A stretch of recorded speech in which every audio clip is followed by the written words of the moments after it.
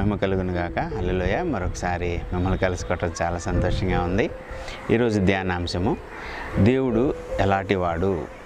యోబు గ్రంథం 36వ అధ్యాయంలో దేవుడు ఎలాంటి వారు అని 3 సార్లు ఆ యొక్క ఏలీహు అనే వ్యక్తి ద్వారా మనం తెలుసుకోబోతా ఉన్నాం. దేవుడు ఎలాంటి వారు అంటే 5వ వచనంలో అంటాడు, ఆయన బలవంతుడు అంటాడు. నిజంగా బలము కలిగిన దేవుడు ఆయన. న్యాయాధిపతుల్లో ఆ యొక్క సంసోను విషయంలో మనం చూస్తే సంసోను బలవంతుడుగా ఉన్నాడు. న్యాయాధిపతులందరిలో అతను బలవంతుడు. అలాంటి బలవంతుడు బలహీనమైన పని చేశాడు. దెలీలాను వేషి దగ్గరికి ఆ యొక్క సంసోను వెళ్ళటం వల్ల తను ఏదైతే రహస్యంగా ఉండాల్సిందో అది లేకపోవటం వల్ల సంసోను బలహీనుడయ్యాడు.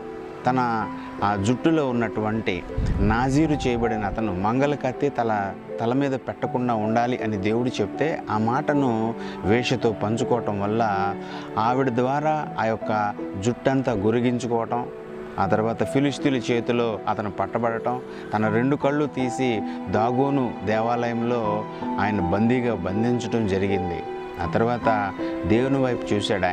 ఆయన బలవంతుడు అని ఆ సంసోనుకు కూడా తెలుసు. అందుకే బలవంతుడు అయినటువంటి సంసోను బలహీనపడిన పరిస్థితుల్లో దేవుని వైపు చూసిన తర్వాత దేవుడు తన బలంతో ఆదరించాడు, కనికరించాడు. అందుకే ఆ రోజు ఇంచుమించు ఫిలిష్తీయుల్ని 3,000 మందిని చంపేంత బలాన్ని ఆ సంసోనుకి ఇచ్చినట్లుగా మనం చూస్తాం. అందుకే ఏలీహు అంటాడు, ఆయన దేవుడు ఎలాంటివాడు అంట, బలవంతుడు అంటాడు.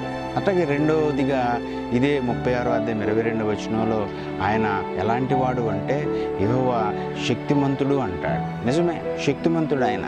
శిష్యుల్ని ఏర్పాటు చేసుకొని ఊరువాడ తిప్పుతూ ఎన్నో గొప్ప కార్యాలు చేశాడు. ఆయన గద్దిస్తే గాలి సముద్రం ఆగిపోయింది. ఆయన గద్దిస్తే దెయ్యాలు వెళ్ళిపోయినాయి.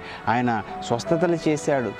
మూగ దెయ్యాన్ని వదిలించిన సందర్భం మనం చూస్తాము. అలాగే ఆయన ఆ సమాధిలో నుంచి ఆ కుళ్ళిపోయిన వారిని కూడా బయటికి లేవనెత్తటం మరి చూస్తారు. వాళ్ళు కళ్ళతో వాళ్ళు చూస్తారు. అయితే వాళ్ళు ఎప్పుడైతే సిలువకి ఈయన అప్పచెప్పారో ఆ తర్వాత ఆ శిష్యులందరూ బలహీనులై పారిపోతారు, అజ్ఞాతంలోకి వెళ్ళిపోతారు. అయినప్పటికీ కూడా సమాధిలో నుంచి తిరిగి లేచిన తర్వాత పరిశుద్ధాత్మ రూపంలో వారిని బలపరిచినట్లుగా మనం ఆ యొక్క అధ్యాయంలో మనం చూస్తాం. ఈ గ్రంథకర్త రాస్తాడు యెషయా 40వ అధ్యాయం 29వ వచనంలో సొమ్మసిల్లు వానికి బలమిచ్చేవాడు ఆయన, శక్తిహీనులకు బలాభివృద్ధి కలిగించేవాడు ఆయన అంటాడు. నిజమే, శక్తిహీనులు అయిపోయి భయంతో ఉంటున్నప్పుడు వాళ్ళకి శక్తిని అనుగ్రహించిన గొప్ప దేవుడు మన దేవుడు. మూడవదిగా ఇదే 36వ అధ్యాయము 26వ వచనంలో ఆలోచించండి, దేవుడు ఎలాంటి వాడు అని అంటే ఆయన బలవంతుడే కాదు, అలాగే శక్తిమంతుడే కాదు, ఆయన మహోన్నతుడు అంటాడు. ఆయన మహా ఉన్నతమైన దేవుడు. ఆయన ఎంత ఉన్నతమైన దేవుడు అంటే ఆయన ఆకాశము కంటే ఉన్నతమైన దేవుడు అంటాడు యెషయా తన గ్రంథంలో రాస్తాడు, మహాదేవుడును మహోన్నతుడును ఆ నిత్య నివాసి అయిన వాడు అంటాడు. 57వ అధ్యాయం 15వ వచనంలో మనకి మాటలు కనపడతాయి. అలాంటి దేవుడు వినయము గల వారిని ఉజ్జీవింపచేయుటకు, నలిగిపోయిన వారిని బలపరచటానికి ఆయన వస్తూ ఉన్నాడంట. నిజమే, ఈ దినాల్లో మన పరిస్థితి ఎలా ఉంది? బలాన్ని పోగొట్టుకొని శక్తిహీనులైపోయి చేతగానోళ్ళలాగా కనపడని శత్రువును కూడా మనం జయించలేకపోతున్నాం. ఈ వైరస్ కనపడట్లేదు.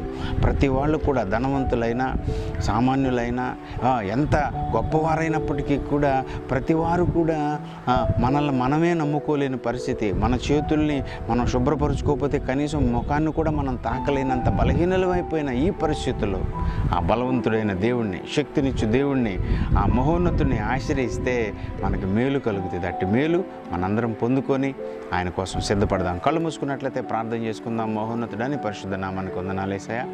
అయ్యా, ఇదిగో ఆలోచించండి, దేవుడు ఎలాంటి వాడు అంటే ఇదిగో ఆయన బలవంతుడు. ఆలోచించండి, దేవుడు ఎలాంటి వాడు అంటే ఆయన శక్తిమంతుడు. ఆలోచించండి, ఆయన ఎలాంటి వాడు అంటే ఆయన మహోన్నతుడు అనే మాటను మేము ధ్యానం చేసుకున్నాం. కాబట్టి అయ్యా ఇదిగో ఒక్కసారి మేము ఆలోచించి అయ్యా మీ యొక్క కృపలో అయ్యా మేము వృద్ధులులాగున మీ బలాన్ని మీ శక్తిని పొందుకొని మిమ్మల్ని ఆశ్రయించులాగా మాకు సహాయం చేయమని యేసుక్రీస్తు నామములో వేడుకొని ప్రార్థిస్తున్నాము తండ్రి.